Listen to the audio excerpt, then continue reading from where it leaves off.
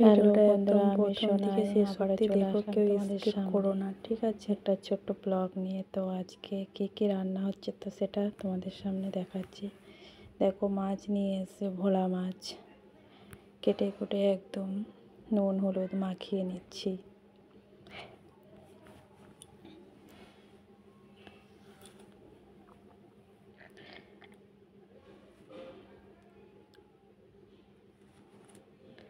সকাল থেকে অনেক কাজটা সেরে তারপরে রান্নাঘরে ঢুকেছি। এদিকে আবার মূলো দিয়ে আলু দিয়ে একটা সবজি করছি।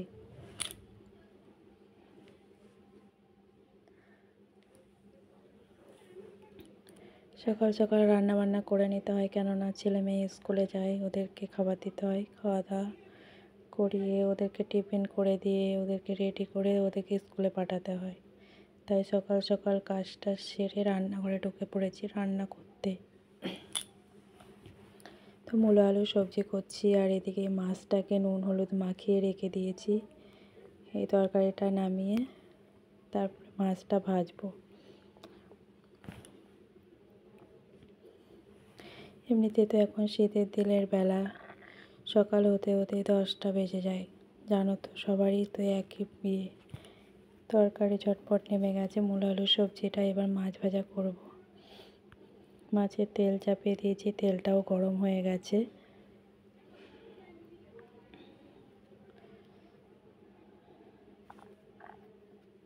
এবার মাছগুলো একটা একটা করে দিয়ে দিয়েছি তেলে। মাছগুলো ভাজা হচ্ছে।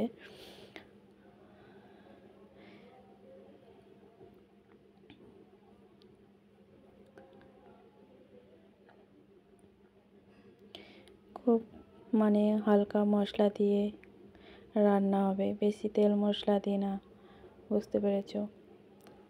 ভোলা মাছ তো লাল লাল করে ভাজা হয়ে গেছে, এগুলোকে তুলে নেবো। আরও কিছুটা আছে, ওগুলো ভাজতে হবে।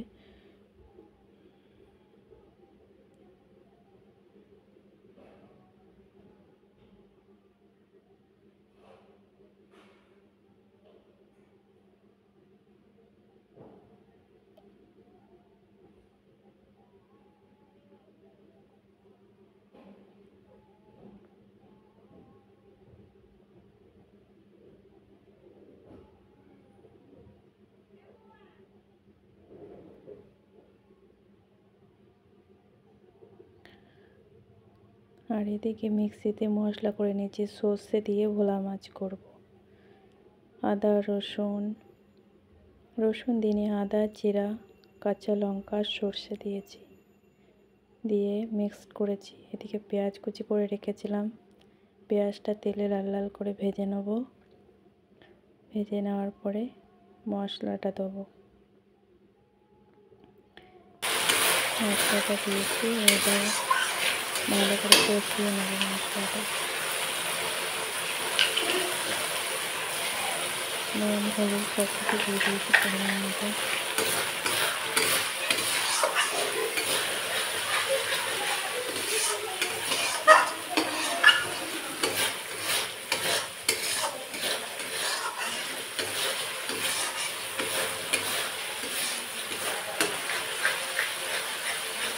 সরষে দিয়ে মাছটা অনেকে পছন্দ করে, আবার অনেকে পছন্দ করে না, কিন্তু আমার তো খুবই ভালো লাগে।